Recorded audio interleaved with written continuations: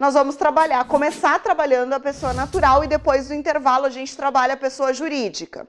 E começando na pessoa natural, antes de nós falarmos das modificações que foram inseridas pela Lei 13.146, que é o Estatuto da Pessoa com Deficiência, a gente precisa entender qual é o conceito de personalidade e quais são os conceitos das capacidades. Por quê?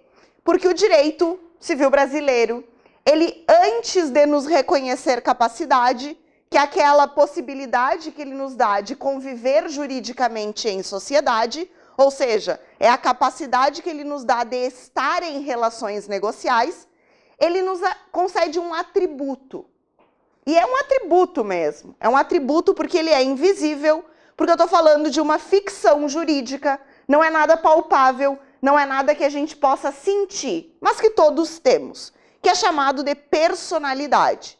A personalidade, inclusive, que mais do que um simples atributo, que me entrega capacidade, que me transforma em pessoa, ou seja, que me faz aparecer para o direito, que me faz ser alguém para o mundo jurídico, a capacidade ainda me dá os direitos da personalidade, que são valores decorrentes dos direitos fundamentais. A gente vai chegar lá nos direitos da personalidade, eu só queria que vocês entendessem a complexidade do que seja esse atributo concedido pela ordem jurídica que se chama personalidade. Vejam só, o artigo 1º do Código Civil nos traz a seguinte informação. Toda pessoa é capaz de direitos e deveres na ordem civil. Então ele diz que todas as pessoas são capazes. Nós precisamos entender no primeiro momento o que são pessoas, ou quem são as pessoas, e o que é essa tal de capacidade de direitos e deveres, ou seja, o que significa ter capacidade de direitos e deveres. Vamos lá. Em primeiro lugar, pessoas para o direito civil não são necessariamente todos os seres humanos. Para o direito constitucional, ninguém fala em pessoa. Se vocês olharem a Constituição, se fala em ser humano, não se fala em pessoa. Por quê? Porque pessoa é um termo utilizado aonde? No direito civil. Para designar quais dos seres humanos é que podem ingressar, estar em relações jurídicas. Então vejam que há uma seleção dentre os seres humanos de quais deles podem hipoteticamente figurar em relações jurídicas. E esse poder estar em relações jurídicas, esse hipoteticamente figurar em relações jurídicas, chama-se a tal de capacidade. Esse ser capaz de direitos e deveres na ordem civil significa hipoteticamente ou potencialmente estar ou figurar como sujeito de uma relação jurídica. Portanto, só falta a gente saber agora quem são essas tais pessoas, ou qual é esse grupo de seres humanos que foi selecionado pelo direito civil para poder figurar nas relações jurídicas. Muito bem, pessoas são os seres humanos que nascem com vida. E essa informação vem logo depois no artigo 2º. Lá diz o quê? Que a personalidade, olha só, a personalidade tem início do nascimento com vida. Aí tem uma vírgula que a gente tem que cuidar depois. Então, olha só. Se a gente juntar agora, 1 mais 1 mais 1, a gente chega à seguinte informação. Nós recebemos personalidade ao nascer. São pessoas, portanto, os seres humanos que detêm personalidade. Porque é a personalidade que me permite estar, figurar em relações jurídicas. Porque ela é o atributo que o Estado me dá, que o Estado me reconhece por meio da lei, porque é uma ficção, então tem que ser por meio da lei. Então, essa personalidade é o atributo que a lei me concede, que me permite ser alguém para o direito civil. Portanto, figurar em relações jurídicas. Então, em resumo, pessoa são seres humanos nascidos com vida. Então, nós todos somos pessoas. Um bebê recém-nascido é uma pessoa. Uma criança é uma pessoa. Um adolescente é uma pessoa. Sem qualquer distinção entre quaisquer de nós. Ou seja, somos todos pessoas. Por quê? Porque detemos personalidade. E por que detemos personalidade? Porque o direito quis. Ponto final. Porque a lei diz que a gente detém personalidade desde que nasce com vida.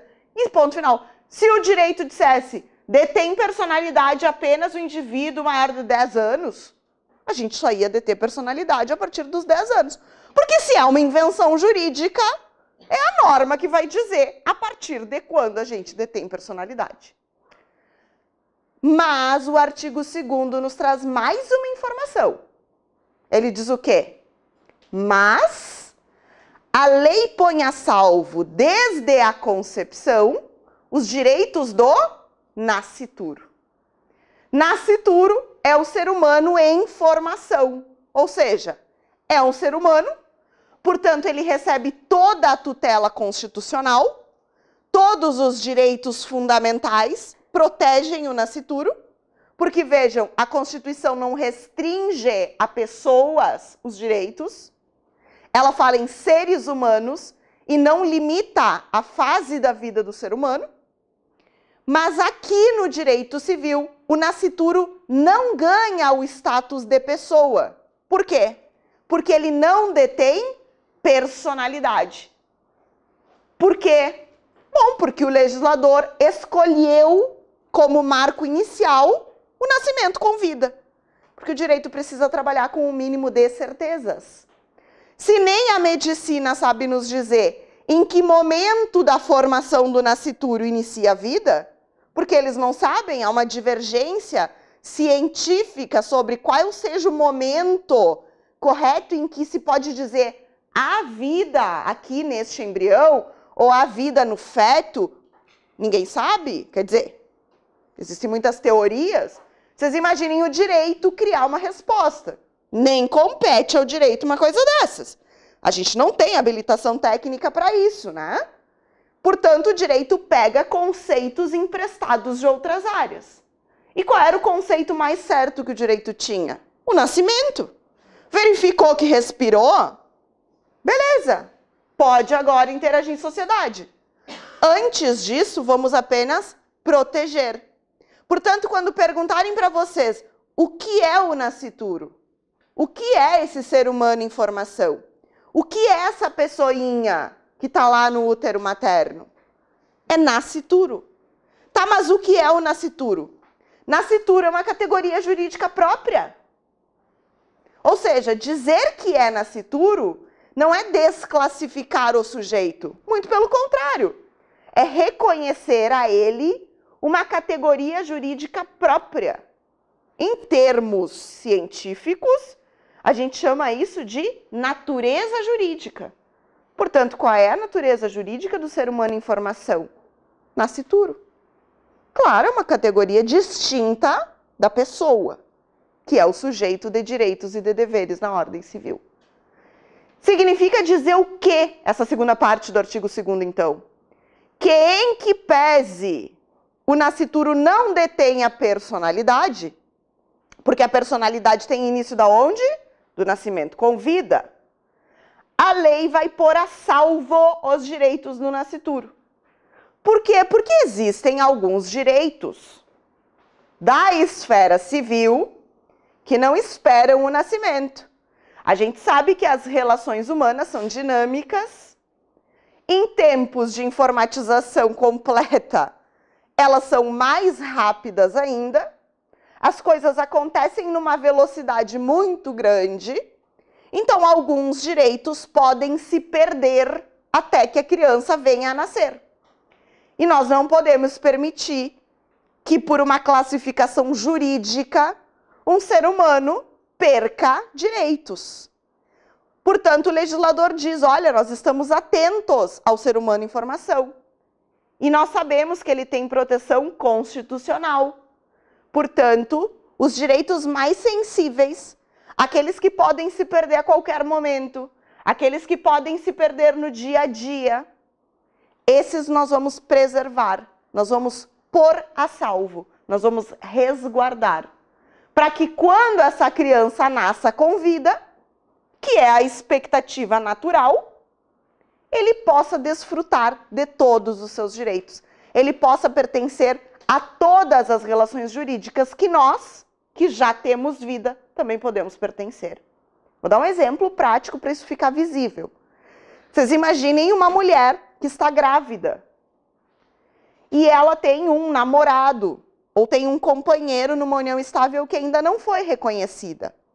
E esse companheiro, esse namorado, morre antes do bebê nascer. Vejam que ela não goza do instituto da presunção de paternidade decorrente do casamento. Portanto, para que essa criança fosse reconhecida pelo pai, ele precisaria manifestar a concordância. Então, ou ele iria registrar a criança, ou por qualquer outro meio ele poderia declarar voluntariamente a paternidade, até por testamento. Mas imaginem que essa morte se deu, como a maioria das mortes, sem aviso prévio. E não deu tempo de fazer nenhuma manifestação que tornasse inequívoco o reconhecimento voluntário. Bom, vocês imaginem que esse sujeito deixa bens. E como ele ainda não tem descendentes, quem é que herda os bens? Os ascendentes. E aí os pais dele, então, abrem o inventário, herdam os bens do filho, e daqui a 8, 9 meses nasce a criança que fica sem nenhum direito hereditário. Então, se o direito não protegesse o nascituro, esse seria o cenário. Essa criança ia nascer e ia ter que reclamar e o juiz ia dizer, sinto muito, no momento da ocorrência do fato, tu não era pessoa, portanto, tu não tem legitimidade para requerer coisa alguma, porque tu não eras um sujeito de direitos e de deveres na ordem civil. Então, tu não herda. Bom, nós sabemos que isso é errado. Isso seria extremamente injusto, porque a criança não tem culpa de ter sido gerada bem na época contemporânea à morte do pai e ter ficado sem o direito de ter acesso à herança do pai. Vejam que essa criança seria herdeira universal e perde tudo. Como que o direito soluciona isso? Ele não pode reconhecer a personalidade ao bebê que está na barriga. Mas ele diz, vou pôr a salvo o teu direito. Então, se a mulher constata que está grávida e o seu parceiro morreu, e ela não goza do instituto da presunção de paternidade do casamento, porque namorava, porque ficava, porque foi casual, porque a situação que quiserem, ela entra com uma ação de reconhecimento de paternidade, ela se habilita nos autos do inventário e ela diz o que para o juiz? Suspende o inventário porque eu estou promovendo uma ação de reconhecimento de paternidade. Vou esperar a criança nascer para fazer o exame de DNA, porque vocês sabem que é muito perigoso fazer aquele exame ainda na gestação, não tem por que submeter, né, a mulher a esse risco. Quando nascer, se continua o inventário. Se comprovar que havia vínculo de filiação, quem é o herdeiro? O filho. Tira os pais fora. Se não se comprovar esse vínculo, toca o baile, segue o baile. E aí os pais é que vão herdar. Mas por que hoje ela pode fazer isso? Porque o direito põe a salvo os direitos do nascituro. Ou seja, porque nós temos regras, normas, que resguardam os direitos do nascituro. Que dizem para a criança, pode ficar aí dentro da barriga, te desenvolve tranquilamente, que a gente está te esperando. Quando tu nasceres com vida, que é o que a gente espera que aconteça, é a expectativa natural, tu vai ter acesso a todos os direitos que tu teria se tu estivesses já vivo, já gozando de personalidade, tá? Claro que o artigo 2º se fundamenta numa teoria. E essa é a teoria natalista. Ou seja, a teoria que reconhece personalidade ao nascituro não é a natalista, porque vocês vão me dizer, prof, não tem umas decisões recentes do STJ reconhecendo o direito do nascituro de receber seguro DPVAT por morte? Aí eu vou dizer, tem. Tem. E é importante que vocês saibam isso.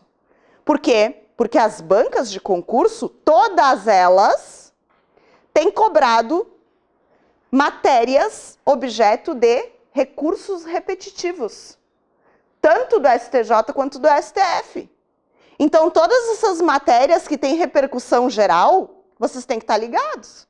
E essa foi uma, que no STJ se fixou tal entendimento. O nascituro não detém personalidade. Por quê? Porque o legislador se amparou na teoria natalista. Ou seja, o nascituro recebe proteção jurídica, ele goza de direitos fundamentais, porque a esfera é constitucional, é diferente, é superior, mas ele não é sujeito de direitos e de deveres na ordem civil. Ele apenas tem os seus direitos respeitados. Mas não podemos ignorar palavras dos ministros que vem ganhando muita repercussão no meio jurídico a teoria concepcionista, que reconhece ao nascituro personalidade desde a concepção. Por isso ela se chama concepcionista.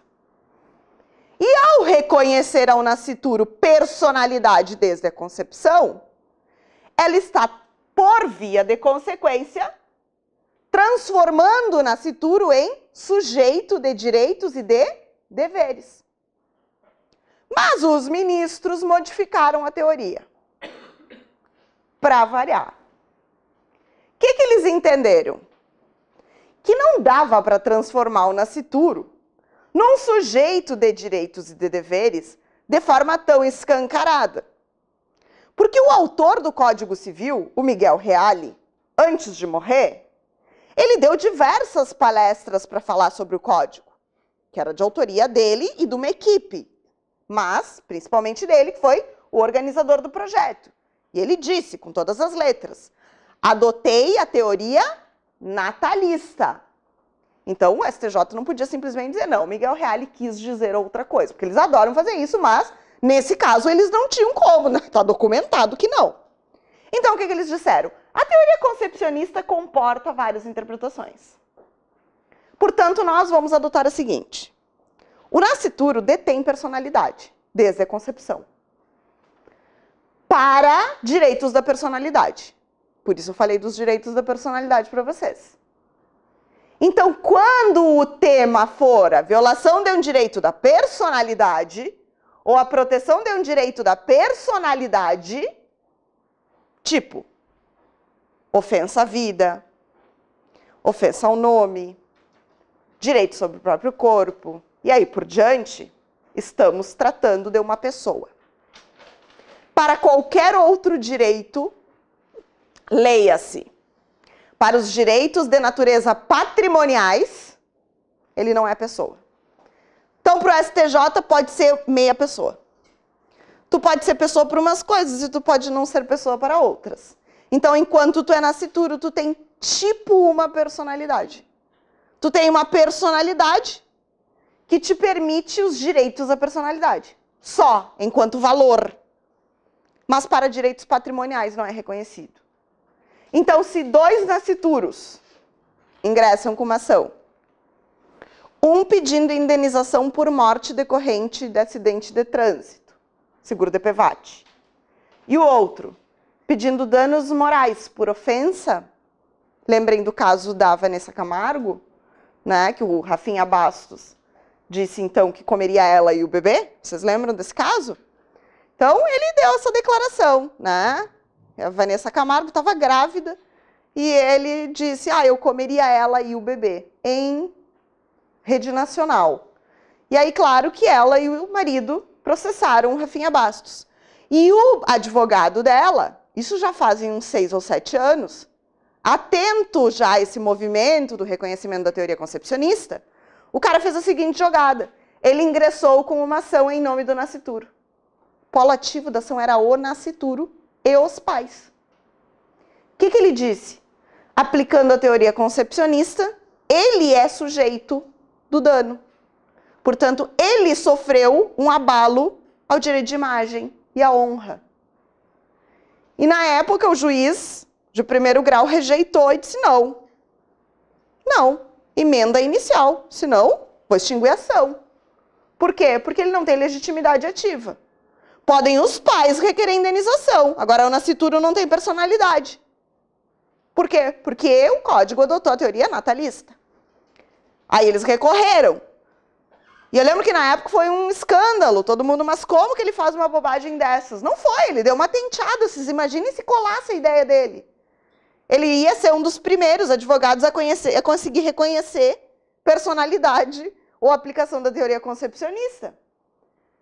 E aí ele recorreu, o TJ do Rio de Janeiro negou também, dizendo que não tinha legitimidade. Teoria natalista. Agora, anos depois, o STJ diz o quê? Para direitos da personalidade tem. Para os direitos da personalidade, a gente aplica a teoria concepcionista. Para o resto, é a natalista. Um troço que não existe, né? Vejam bem. Ou tu aplica ou tu não aplica. Né? Ou tu adota ou não. Eu ia dizer que fica um pouco confuso, né? Totalmente.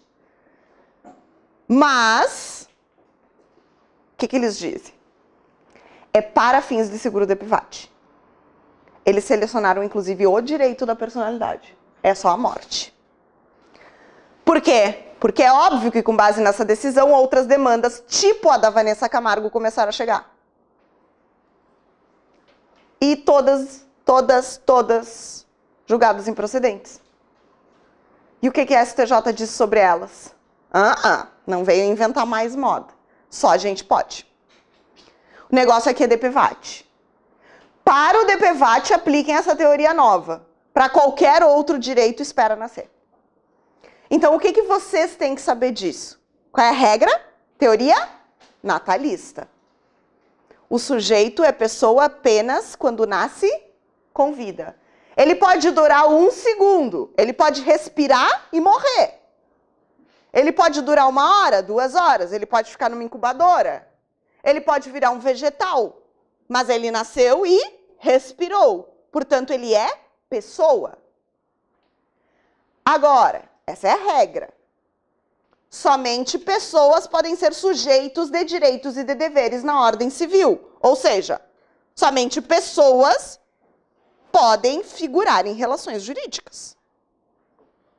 Mas, se um nascituro morrer, ou seja, se ocorrer um aborto, em decorrência de um acidente de trânsito, o STJ reconhece o direito do nascituro, não é do pai, não é da mãe. Eles já têm direito garantido na lei. Eles reconhecem o direito do nascituro ao recebimento de danos morais pela morte. Por quê? Porque eles decidiram que sim, ponto final. Porque eles decidiram que para esse caso só, pode aplicar a teoria concepcionista. E só, vejam bem, só, e eles avisam, não vem inventar moda. É só para isso, tá? Isso vocês têm que saber, porque tem caído em concurso. Eles têm feito a seguinte pergunta.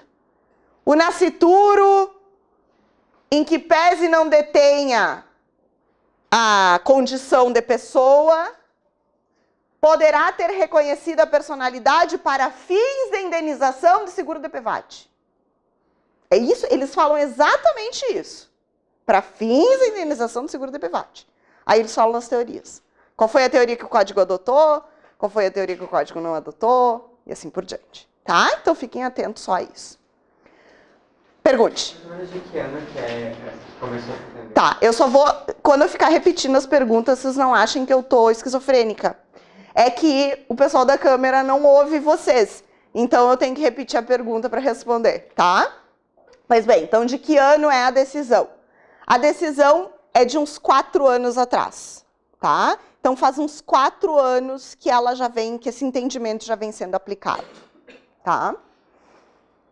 A discussão é bem mais antiga, mas que o STJ fixou em entendimento há uns 4 anos, mais ou menos, tá? Muito bem. Sujeito de direitos e de deveres na ordem civil, nós já entendemos, então, que é aquela pessoinha do artigo 1º que tem o quê? Capacidade. E agora a gente vai falar sobre a capacidade. Porque eu estou falando que a gente pode estar em relações jurídicas, que nós temos a potencialidade de estar em relações jurídicas, que o direito me reconhece a possibilidade de estar em relações jurídicas. Mas o que é estar em relações jurídicas? Bom, estar em relações jurídicas, ou de ter capacidade, conforme prevê o artigo 1º do Código Civil, nada mais é do que poder, ao longo da minha vida, e vejam bem, poder, porque o direito civil não obriga ninguém, ele nos dá possibilidades. Então, é poder celebrar negócios jurídicos, atos jurídicos stricto sensu. Ou seja, é poder praticar atos da vida civil. E por que eu digo poder? Porque o Código Civil, gente, ele é uma expressão, que é uma expressão do direito civil. Ele prevê uma imensidão de possibilidades às pessoas. Relações obrigacionais, relações contratuais, relações de direito de propriedade, de posse, relações familiares, relações de direito das sucessões, vizinhança. Vejam então que nós temos uma imensidão de possibilidades de comportamento. Mas o Código Civil não passa disso. Ele é uma expressão dos atos que normalmente os seres humanos praticam ao longo da vida. É como se o legislador tivesse mapeado o comportamento humano e tivesse anotado quais são os principais atos que os seres humanos costumam praticar em conjunto, quando estão convivendo em sociedade. E ele, então, catalogou esses atos e regulou de forma mínima, não tão mínima, mas a gente ainda diz que é mínima, como é que os seres humanos, naquelas situações, deveriam se comportar, para evitar que conflitos surjam dessas práticas.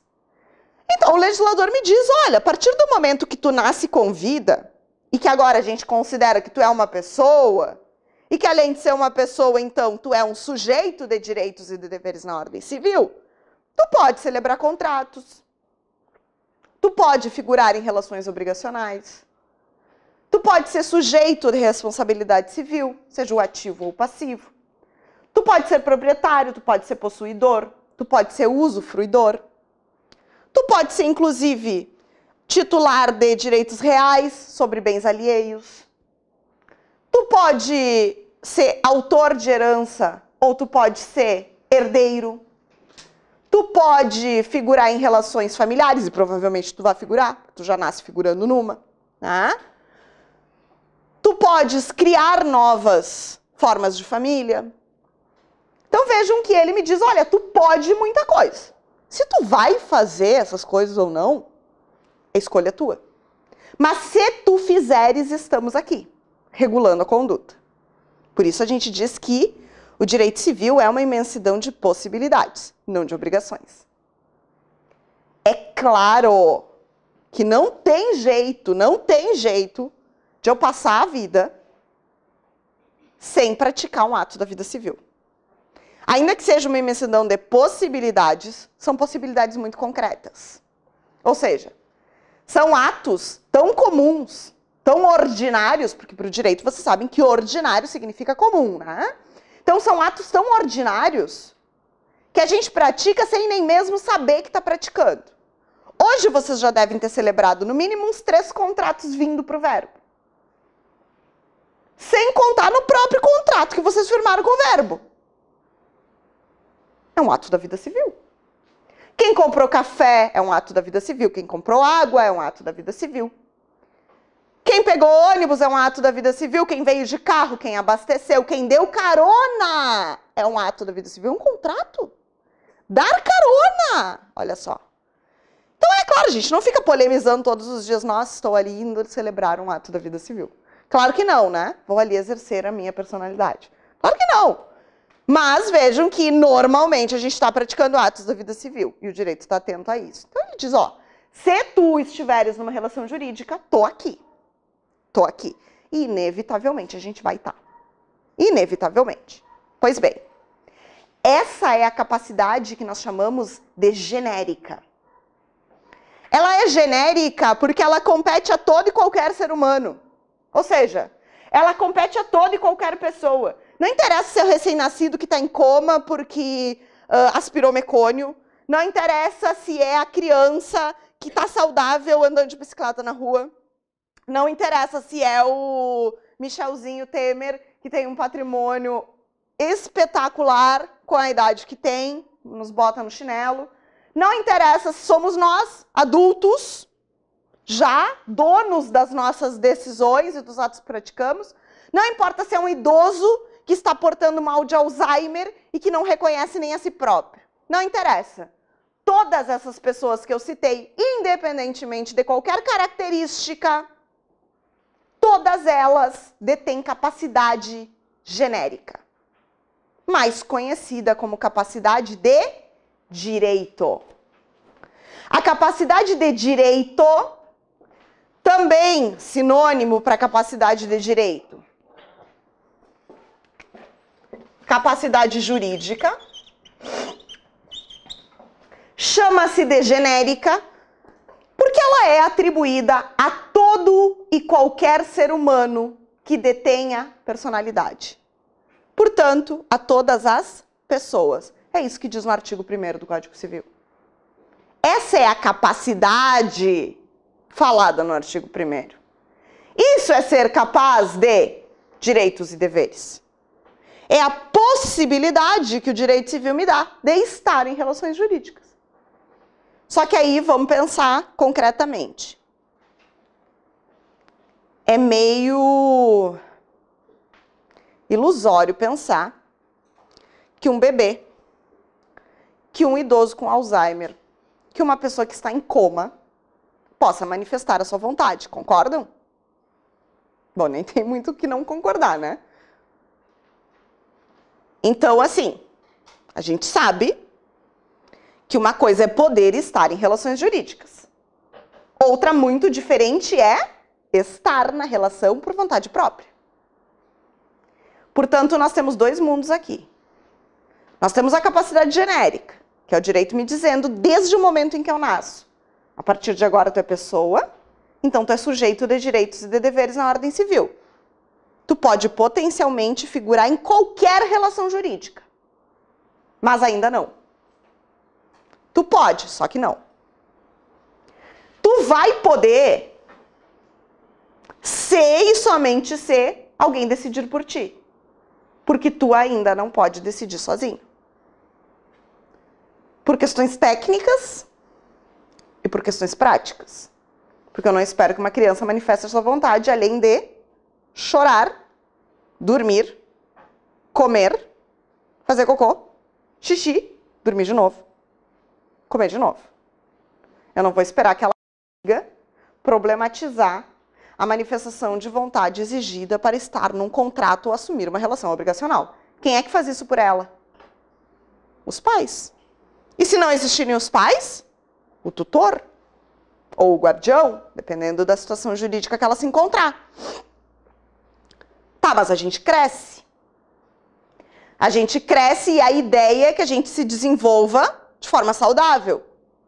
E aí, quando a gente cresce, a gente adquire um pouco de discernimento, o direito nos dá a chance de começar a manifestar a própria vontade. Aí que os problemas efetivamente começam, né? Porque até então tá tudo bem. Deu liberdade para o ser humano. Pronto. Aí o que acontece a partir de então? Eu posso, por mim mesma, manifestar minha vontade. Celebrar eu mesma os atos da vida civil que eu tô afim e ponto final, ou que eu preciso. Então agora eu não sou mais representada por pai e mãe. Agora eu pratico os atos por mim mesma. Isso que eu tô falando para vocês e tô diferenciando é a capacidade de fato. Portanto, nós temos ao longo da vida duas capacidades. Nós temos a capacidade genérica, que é a garantia que o direito me dá de estar em relações jurídicas, mas que eu sozinha não vou poder exercer. E eu tenho um segundo tipo de capacidade, que é a capacidade específica. também chamada de capacidade de fato, de exercício ou negocial. Então, todos nós nascemos com capacidade genérica. Mas nós só conquistamos a capacidade específica ao longo da vida. E o pior é que depois de conquistar, a gente ainda pode voltar a perder. Caso a gente sofra um processo de interdição.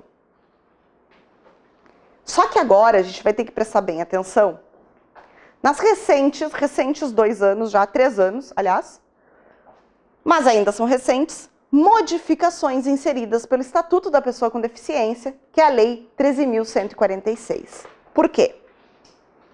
Porque até então, a capacidade de fato era dividida em 3 etapas. Continua a ter em 3 etapas. O que muda são as pessoas que compõem cada uma das etapas. Vamos lá. O direito me diz assim: todos nós nascemos com capacidade de direito. Então, hipoteticamente, podemos estar em relações jurídicas. Mas nós nascemos para o mundo, para a sociedade civil, como incapazes absolutamente de praticar os atos sozinho, por mim mesmo. Ou seja, de sozinho manifestar uma vontade válida.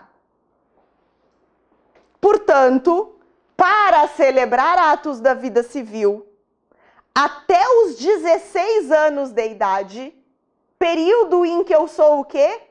Absolutamente incapaz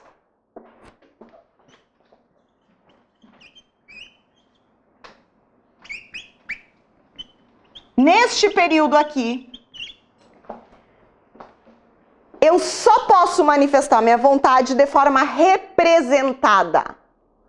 Portanto, por meio do Instituto da Representação. Representação é aquilo que permite que alguém fale por mim, diga por mim, escolha por mim. Não interessa o que eu quero, o que eu acho ou o que eu deixo de achar. A minha vontade só vai ser considerada válida, só vai, então, gerar uma relação jurídica se os meus pais praticarem um ato em meu nome, por meio de representação. Por isso que a gente diz lá, menor impúbere neste ato representado por seus pais. Por quê? Porque os menores de 16 anos são absolutamente incapazes. Absolutamente incapazes. Eles não podem, por si só, praticar atos da vida civil. Então, eles hipoteticamente podem estar em relações jurídicas. Mas eles não podem fazer isso sozinhos. Olhem o Michel Temer, o Michelzinho, o Júnior. Ele não é dono de patrimônio? É, né? Bilionário. Foi ele que adquiriu esse patrimônio? Foi ele que foi no tabelionato, assinar a escritura de compra e venda? Foi ele que negociou ações na Bolsa de Valores? Não, né? Claro que não. Foi ele que abriu conta bancária? Claro que não. Quem é que fez isso em nome dele? Os pais. Que legalmente estão habilitados a fazer isso. Veja, esse é um direito de pai e mãe. Então, o Michel Temer, Júnior, ele tem capacidade genérica, mas ele ainda não tem capacidade de fato. Portanto, para que ele pratique atos da vida civil que sejam considerados válidos, ele precisa ser representado. Aí, a gente cresce. E a gente chega naquela fase compreendida entre os 16 e os 18 anos. Que é uma fase que a gente pode, mas não pode tanto. É uma espécie de treino que o ordenamento jurídico me dá. Porque agora ele me diz o seguinte: tu deixou de ser absolutamente incapaz. Agora tu é relativamente incapaz. Então tu sai do artigo 3º do Código Civil. O artigo 3º prevê a incapacidade absoluta. E tu vai agora para o artigo 4º do Código Civil, que prevê a incapacidade relativa. E agora, os teus pais não falam mais em teu nome. Eles dependem de ti. Mas tu também depende deles. Portanto, o ordenamento jurídico nos libera nessa fase para praticar alguns atos sozinhos, de forma autônoma, tipo fazer testamento. O menor de 18 anos tem o quê? Capacidade para testar. Pode ir sozinho num tabelionato fazer um testamento. Ele pode receber procuração, então figurar no contrato de mandato como mandatário. Ele pode casar. O artigo 1517 permite. Diz que o menor de 18 anos pode casar, desde que já tenha 16 anos completos. Tá, ele vai depender de autorização dos pais. Mas autorizar não é assistir. Os pais autorizando não precisam nem ir no casamento. A autorização é prévia. Isso é bem diferente de assistência. Então vejam que o ordenamento jurídico já me diz, tá, eu vou te deixar praticar uns atos. Bem pouquinhos, mas vou deixar. Que é para tu ir treinando. Porque daqui a 2 aninhos, quando tu completares 18 anos, a coisa vai mudar bastante de figura. Enquanto eu sou incapaz relativo, portanto, eu não sou mais representado, eu sou assistido. Então, para que o ato seja válido, eu preciso manifestar minha vontade de forma assistida. Eu manifesto ela conjuntamente com os meus representantes legais, que agora são chamados de assistentes. Só que, aí vem a modificação do Estatuto da Pessoa com Deficiência, não são apenas os menores de 18 anos e maiores de 16 que figuram aí no artigo 4º do Código Civil. Podem ver nos códigos de vocês. Aliás, não estou vendo nenhum aqui. Vocês comecem a abrir os códigos. Bom, o que diz lá no artigo 4º?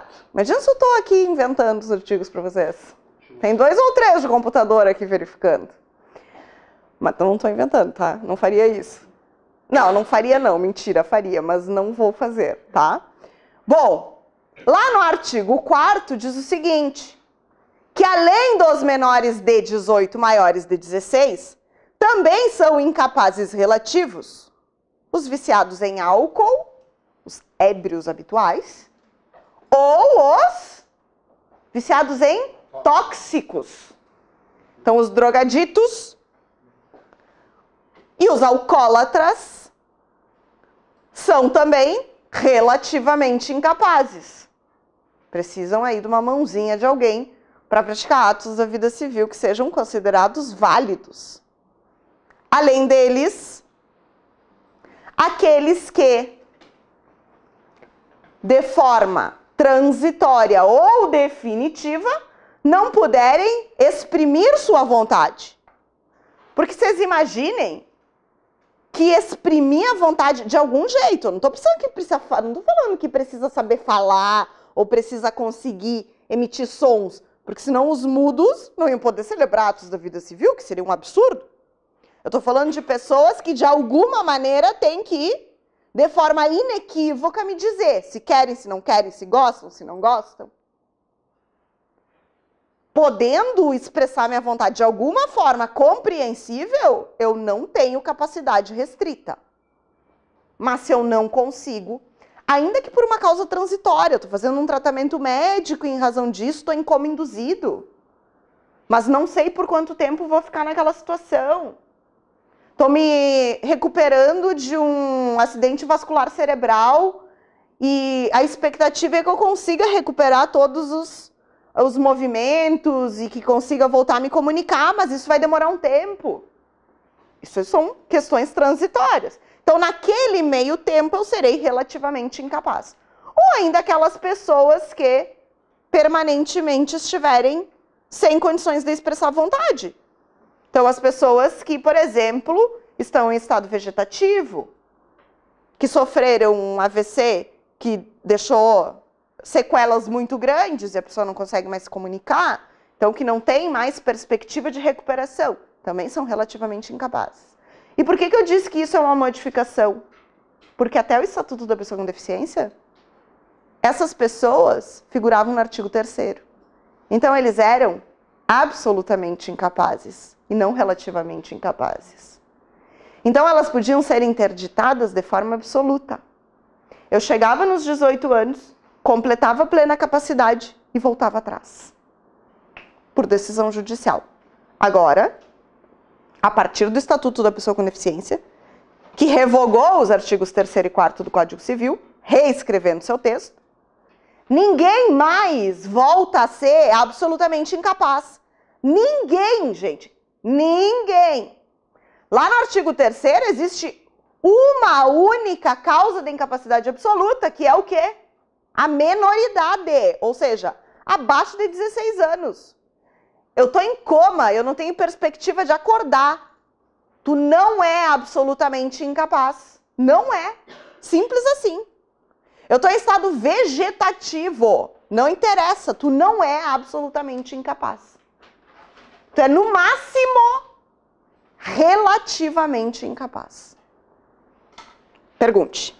Eu queria entender qual que é a justificativa para uma pessoa, por exemplo, em coma, que não tem como expressar a sua vontade de nenhuma forma, ser só relativamente incapaz. Não sei. Boa pergunta. Quando o artigo 3º foi revogado, algumas coisas a gente entendeu. Porque qual era a ideia central? Era retirar da categoria das incapacidades os portadores de deficiência, seja ela física, mental ou intelectual.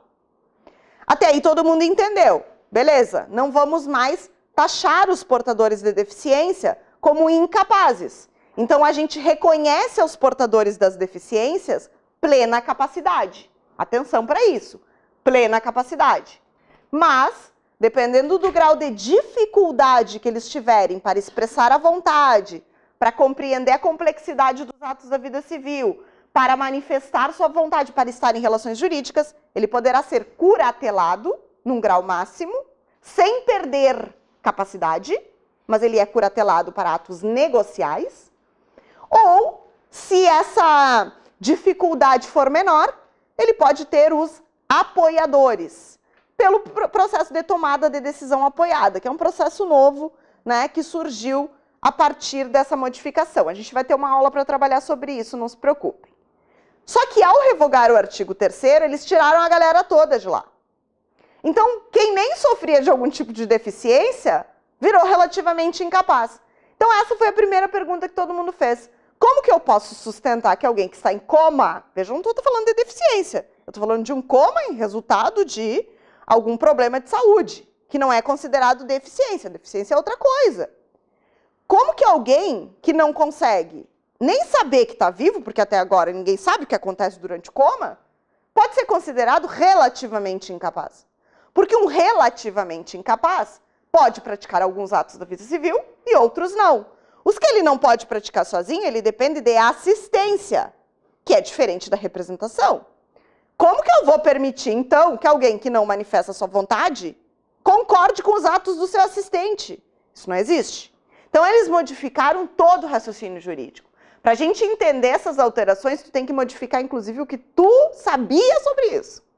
Para entender o seguinte, agora os relativamente incapazes não são só assistidos. Eles também podem ser representados por decisão judicial. Portanto, os curadores, que são nomeados por meio do processo de interdição, eles podem assistir ou representar, dependendo dos poderes que o juiz der a eles. Então, o que vai fixar se é uma representação ou uma assistência, ainda que eu trate de uma incapacidade relativa, é a decisão judicial. É o juiz que vai te dizer, deste incapaz relativo, tu vai ser representante ou tu vai ser assistente, dependendo do grau de impossibilidade, do grau de incapacidade, do grau de dificuldade que a pessoa apresente nas perícias. Tá? Então, a lógica é essa. Lógica não. A teoria é essa, que ela não tem muita lógica, mas ok. As coisas mudam, né? E a gente tem que ir se adaptando a elas. Eu também demorei, fui muito resistente. né? Hoje eu tive que aceitar, porque é assim, ponto final. Só que quem é que chegou a essa conclusão? De que na incapacidade relativa tu pode ser ou assistente ou representante? Os juízes, né?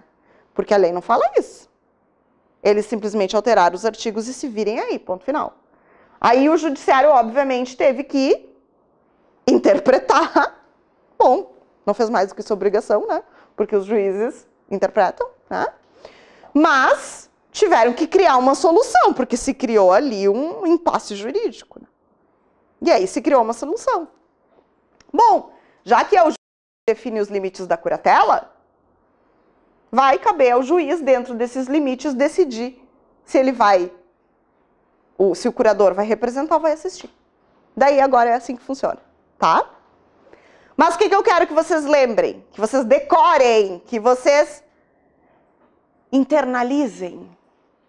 Que ninguém mais, sob hipótese alguma, perde absolutamente a sua capacidade. No máximo de forma relativa. E quem já foi interditado como absolutamente incapaz, como é que fica? Ah, pois é. Como fica, então, para aqueles que já foram interditados antes de 2015, que na verdade foi janeiro de 2016, a vigência, mas enfim, a lei é de 2015. Para quem já era interditado de forma absoluta, surgiu a possibilidade de se levantar as curatelas.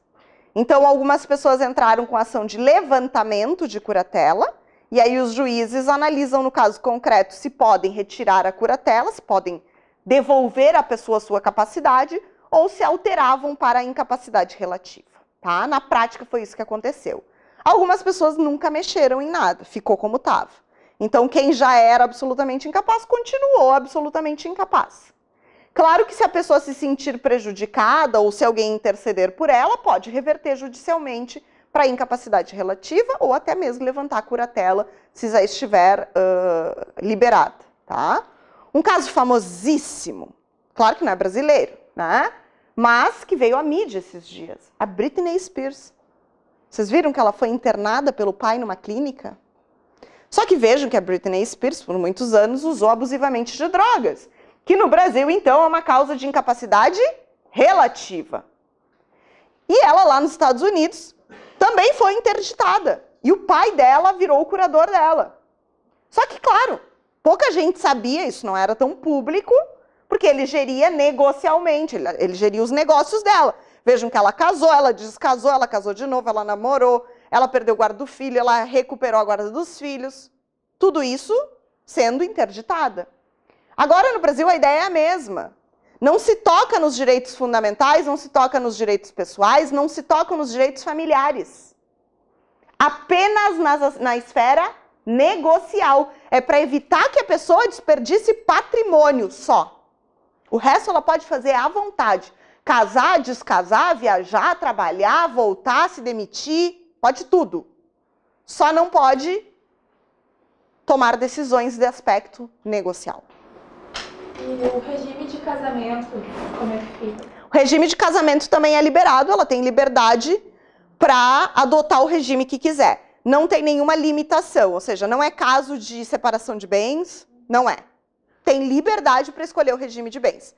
Agora, se ela vai poder administrar o patrimônio comum é outra história, porque provavelmente ela vai precisar continuar sendo curatelada e as decisões, ainda que ela seja casada, podem passar a ser do marido, ou da esposa, né? No caso contrário, se alterar o curador, supondo que os curadores eram os pais, e agora passa a ser o marido ou passa a ser a esposa, ou pode continuar o curador antigo se ninguém quiser modificar, tá? Aí, claro, vai ter uma limitação na administração, mas o regime de bens não influencia, tá?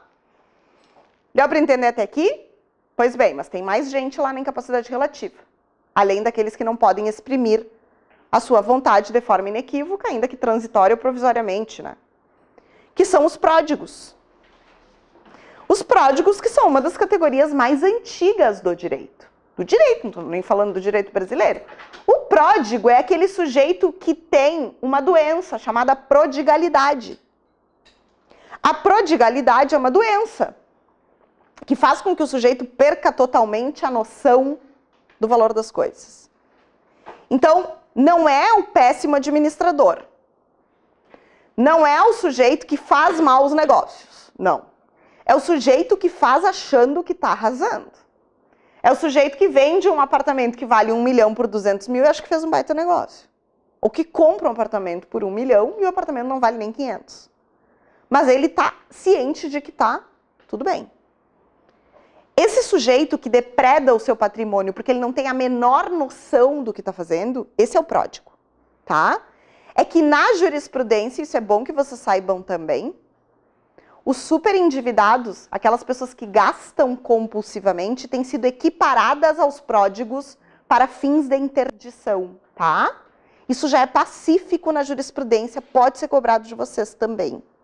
Então, os superendividados, aquelas pessoas então que gastam compulsivamente, os gastadores compulsivos, estão sendo equiparados aos pródigos para fins de interdição, tá? Por quê? Porque a medicina explica que isso vem de uma lesão cerebral. Então, é uma lesão no lobo frontal direito. E a lesão do pródigo é a mesma. Então, é na mesma região do cérebro. Então, no frigir dos ovos, o comportamento é o mesmo. É um comportamento impulsivo, é um comportamento sem freio. A diferença é que um não raciocina que errou e o outro faz sabendo que está errado. Mas ele não consegue não fazer. Então, o gastador compulsivo, ele sabe que não pode, mas ele não consegue não fazer. Enquanto o pródigo acha que está tudo bem, acha que está tudo legal. Mas a consequência é a mesma e a lesão é muito semelhante, é na mesma região cerebral. Então, os médicos têm atestado que sim, que são situações equivalentes, que, portanto, se o pródigo pode ser interditado, o gastador compulsivo também, porque a situação...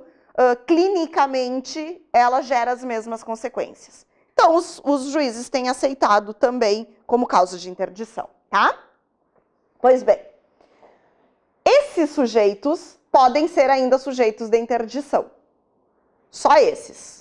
Quem não está no artigo 4º, fora as exceções que eu dei para vocês, não pode ser interditado mais. Não fala mais em ação de interdição, beleza? Ah, mas tem Alzheimer. Ah, mas tem autismo, prof. Mas no autismo num grau que a pessoa não consegue interagir em sociedade. Bom, aí eu estou falando de portador de deficiência. E aí, nesse caso, eu vou lá para o Estatuto da Pessoa com Deficiência. E vou para o Instituto da Curatela. Mas sobre isso a gente vai falar depois, tá? Pois bem, continuando agora, chegamos num momento da vida que se dá, via de regra, aos 18 anos, em que nós atingimos a plena capacidade. Então agora, não tem mais de representação, não tem mais de assistência, a não ser que eu seja desclassificado e volte um pouquinho atrás, por meio da interdição. Via de regra, completei 18, eu sou o quê? Plenamente capaz. Isso está no artigo 5º do Código Civil. Mas existe uma forma de antecipar um pouquinho esse momento. Antecipar um pouquinho. Ali nos 16 anos. E essa forma está no parágrafo único. E ela se chama de emancipação.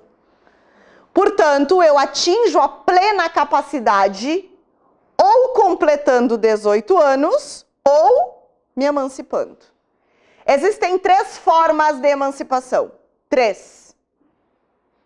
A emancipação voluntária, a emancipação judicial e a emancipação legal. Então, a voluntária, a judicial e a legal. Essas 3 formas de emancipação estão descritas nos incisos do parágrafo único do artigo 5º. É ali que está a emancipação. Não tem mais emancipação no código inteiro, é só ali. O que é emancipação voluntária? É a que está descrita na primeira parte do inciso 1. É aquela concedida pelos pais em conjunto, ou por um deles na falta do outro. Falta. O que é falta? Morte, ausência de registro, declaração de morte presumida. Tá? Então, é aquela concedida pelos pais em conjunto, ou por um deles na falta do outro, independentemente de homologação judicial. Então, vão os pais, porque eles têm esse direito que decorre do poder familiar, vão até o tabelionato e dizem, olha, temos um filho que tem X idade, queremos emancipá-lo. O filho não precisa ir junto, o filho não precisa concordar. O filho pode receber isso como uma notícia posterior. É direito dos pais. Eles saem de lá com uma escritura pública de emancipação. Essa escritura deve ser levada a registro e ela vai ser, então, averbada na certidão de nascimento daquele adolescente. E a partir dessa nova certidão de nascimento, ele confeccionará uma nova carteira de identidade, onde constará o termo emancipado. A partir de agora, ele pode praticar todos os atos da vida civil sem assistência. Mas eu estou falando de atos da vida civil. Civil! Eu não estou falando penal, não estou falando de tributário, não estou falando de administrativo, estou falando de civil. Significa que ele pode praticar os atos que estão previstos aqui no Código Civil. E só. Tanto é verdade que o menor emancipado continua sob a tutela do quê? Do ECA. Com uma exceção. A STJ já decidiu isso. Uma exceção. Uma só. Do ECA inteiro. Ele apenas não precisa mais de autorização para viajar. E, consequentemente, para se hospedar em hotéis, pensões, pousadas, etc. e tal. Que é uma proibição que o ECA dá, né? Ele diz o quê? Que menores de idade não podem, então, viajar sem consentimento dos pais, muito menos se hospedar em hotéis, pousadas, etc. e tal. Tá? Mas o STJ disse, se os pais estão emancipando, ou se por algum outro meio o sujeito se emancipou, ele já pode viajar sozinho. Via de consequência, a gente não pode restringir o direito de hospedagem. Então, eles liberaram esse ato, tá? Agora, o resto todo do ECA continua se aplicando ao emancipado. Muito comum, me perguntam, prof, vai poder dirigir, tirar carteira? Não, isso é uma permissão administrativa, isso não é ato da vida civil, tá? Mas eu posso comprar um carro? Pode. Posso comprar uma casa sozinha? Pode. Pode. Posso gerir a minha grana? Sou um desenvolvedor de softwares e tenho muita grana guardada. Posso eu agora administrar meu dinheiro? Pode. Posso investir na bolsa? Pode. Pode tudo. Tudo que for do direito civil. Tá? Fora dele, vai depender de autorização de cada setor. Por exemplo, concurso público. Se vocês lerem os editais, por exemplo, vocês vão lá ler o edital de vocês, vocês vão ver o seguinte, provavelmente, condição, 18 anos completos. Aí vai chegar gente emancipada querendo fazer. Aí eles vão dizer, não pode, porque tu não tem 18 anos. Ah, mas pode uma coisa dessas porque a pessoa é emancipada. Poder pode, eles não estão dizendo que é 18 anos, por acaso eles falaram capacidade plena? Eles falaram o quê? 18 anos, é um critério etário. Pode falar 27 anos? Pode. Pode falar 30 anos? Pode. Se não configurar discriminação, pode. Se tiver uma razão para isso, pode. Teve agora o concurso da Brigada Militar, não teve? Para capitão? Teve. E lá no edital do concurso diz o quê? Que para os não militares, ou seja, para os civis que quisessem ingressar na carreira militar como oficial, tinha uma limitação de faixa etária. Máxima. De 28 anos. Quem tivesse mais, não podia fazer o concurso. Os militares podiam, os civis não. É inconstitucional? Não, o TJ diz que não é. Não é. É uma limitação etária, um critério fixo. Não é só mulheres ou só homens. É uma idade só para todo mundo. Então pode? Pode. Agora, eu tenho 16 anos, eu tenho 17, eu quero participar do concurso, mas eu não sou emancipado. Bom, aí, meu filho, tu pode chorar, tu pode espernear, tu pode sapatear, que eles não vão te emancipar para participar do concurso, tá? Então, assim, não adianta, se o concurso diz 18 anos e o sujeito for emancipado, a administração pública pode negar? Pode. Pode indeferir a inscrição, tá? Pode não homologar a inscrição do candidato. Existem algumas pessoas que ingressam com mandado de segurança, alegando o quê? Que elas já detêm plena capacidade e que isso surtiria, então, os efeitos da plena capacidade. Isso está correto. Ou seja, a emancipação antecipa os efeitos da plena capacidade, a pessoa é plenamente capaz. Então, algumas pessoas conseguem, via mandado de segurança, autorização, se já forem previamente antecipadas, mas isso não está, olha só, isso não está pacificado, tá? Então, a regra para vocês é qual? É 18 anos. Quando fala em 18 anos, não interessa se é emancipado ou não, é 18 anos. Pode ir para a noite, prof? Entrar numa boate? Não, não pode. A não ser que a boate deixe. Senão, não pode. Não pode por quê? Porque isso não é ato da vida civil, isso é atividade privada. A pessoa pode dizer, inclusive, aqui no meu estabelecimento não entram menores de 25. Agora, o que não pode fazer? Não entram homens, não entram mulheres, não entram homossexuais, não entram negros, não entram brancos. Isso não pode fazer. Agora, fixar critério etário? Pode. É iniciativa privada? Pode sim. Tá? E bebida alcoólica? Não pode. ECA proíbe. Bebida alcoólica? Não pode. Por proibição do ECA. E por isso eles não deixam entrar. É uma precaução.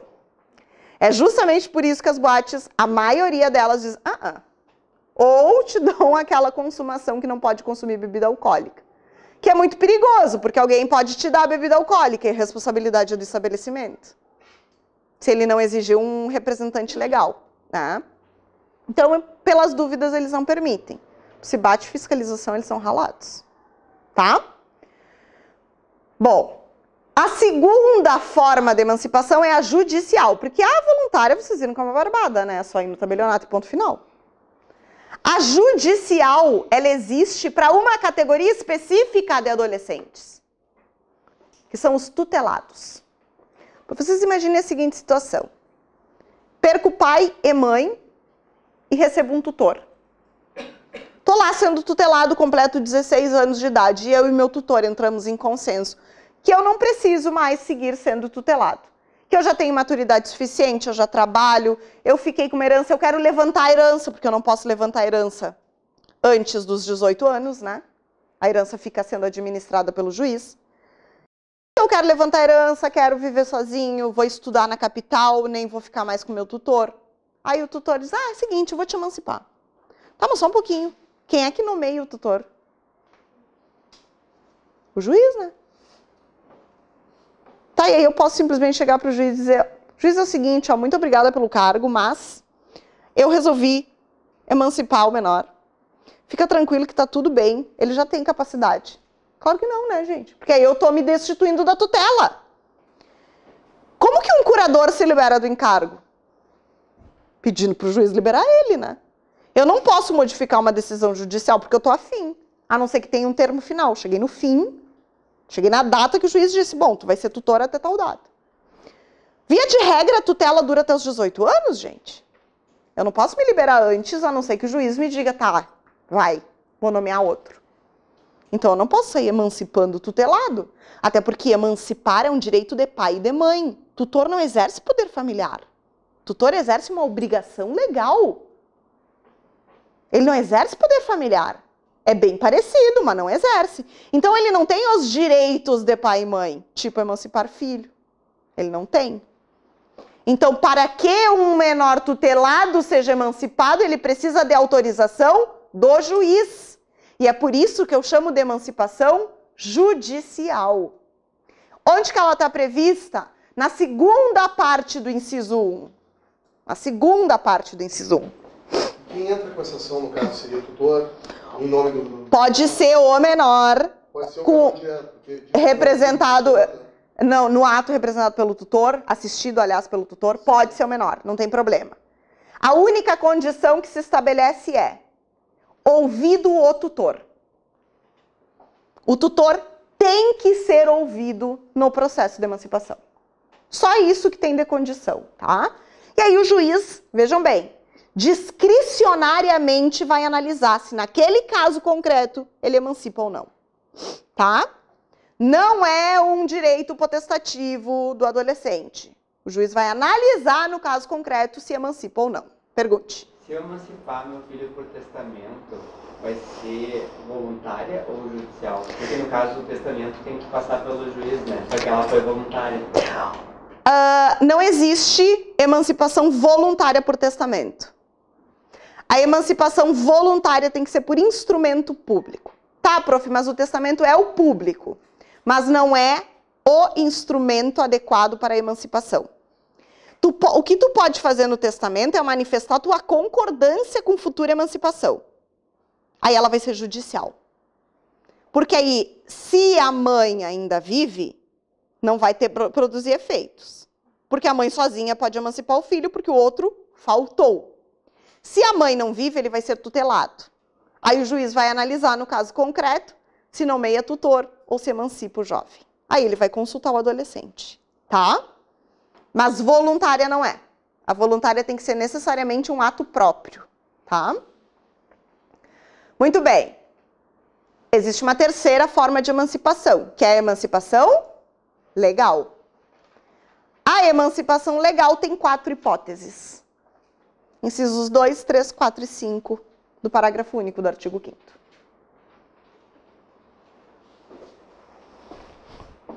Quais são as hipóteses que dizem aí? Primeiro lugar, casamento. Casamento é uma forma automática de emancipação. Casou, emancipou. Porque seria bem ridículo permitir que alguém casasse, porque permite, no 1517, e continuasse vinculado ao poder familiar dos pais, né? Tá casado e ainda tem que pedir autorização dos pais? Estranhíssimo, né? Portanto, o sujeito que casa antes dos 18 anos se emancipa automaticamente. Não vai ter certidão de emancipação. É a própria certidão de casamento que torna a pessoa emancipada.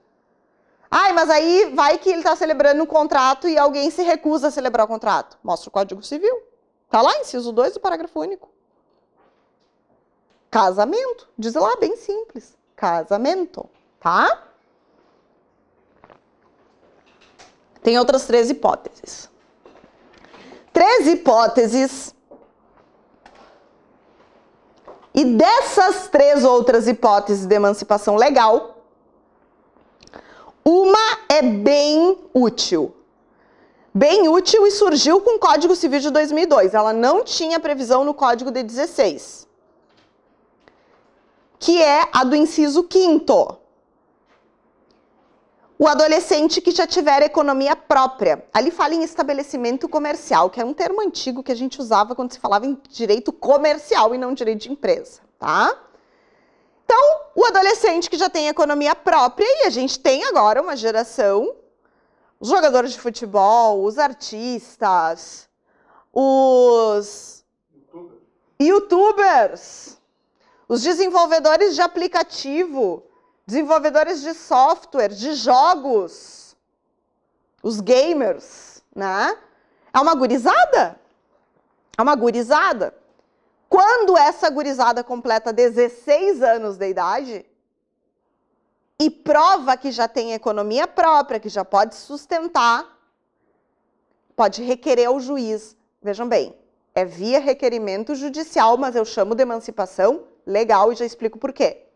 Pode requerer ao juiz que declare a sua emancipação. É simplesmente que declare. Sabe por quê? Porque agora sim é um direito potestativo. Eu provei que me enquadro naquela situação e o juiz tem que me emancipar. Não tem discricionariedade. É reconhecimento de direito, tá?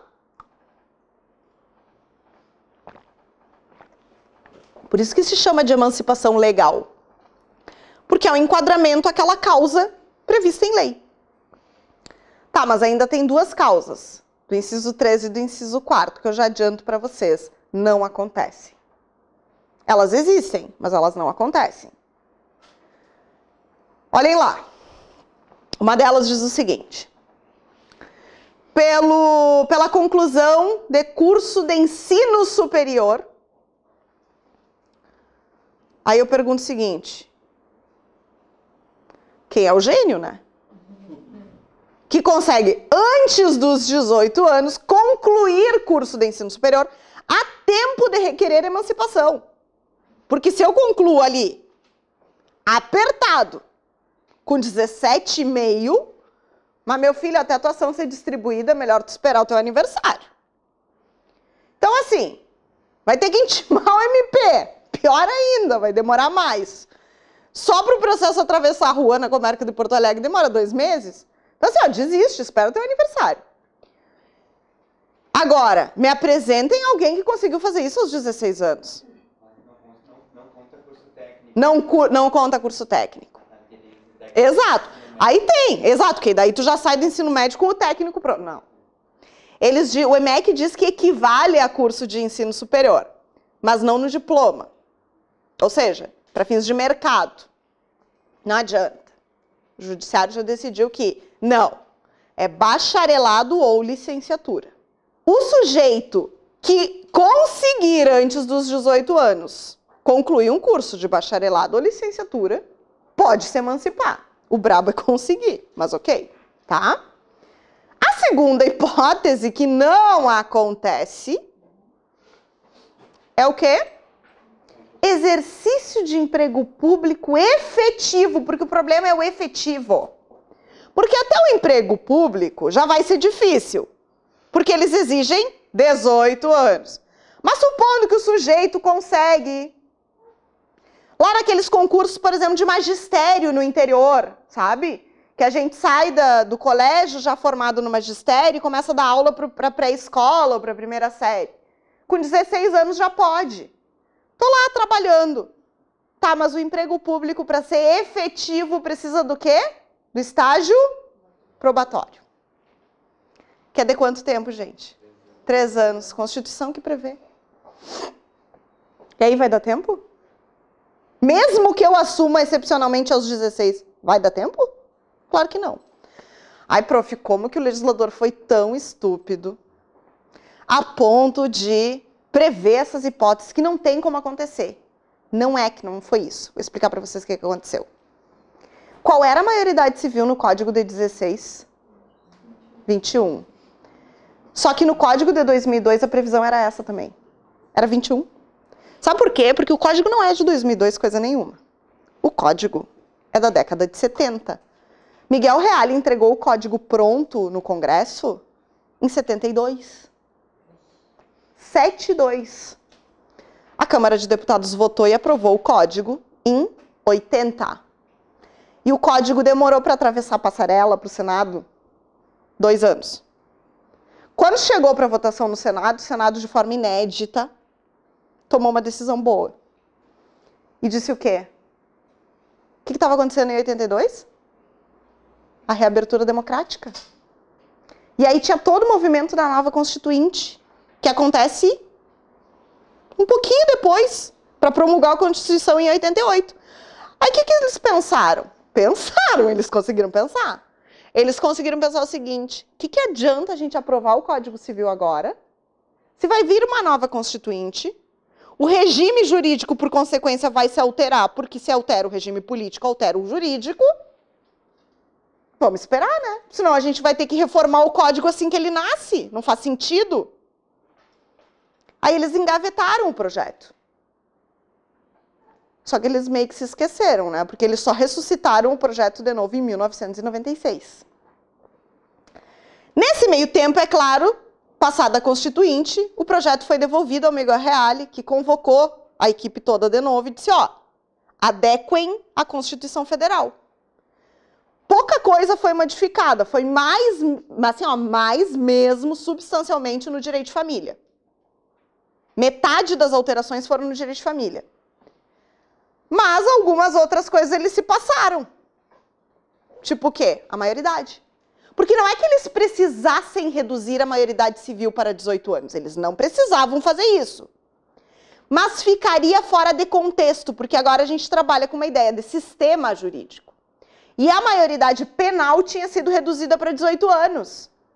E aí vocês imaginem alguém que responde criminalmente, mas não responde civilmente. E a gente sabe que o penal respinga no civil, pode gerar responsabilidade civil. Aí eles pensaram, não faz sentido o cara responder criminalmente e não responder civilmente, responder por meio dos pais. Então, para fins de equilíbrio do sistema jurídico, eles reduziram a maioridade civil também para 18 anos. Só que se esqueceram dessas hipóteses de emancipação, que quando a maioridade era aos 21, dava tempo suficiente, né? De colar 2 vezes grau, inclusive, de exercer 2 empregos públicos efetivos. Mas agora não dá mais, porque o tempo ficou muito curto. Antes a incapacidade relativa ia dos 16 aos 21, eram 5 anos de incapacidade relativa. Agora são só 2, gente. Quase não dá tempo. Só que aí as hipóteses ficaram, quem sabe no futuro isso não aconteça, tá? Então elas não se aplicam, mas elas existem, é bom que você saiba. Vamos fazer um intervalinho? Voltamos daqui 20 minutinhos.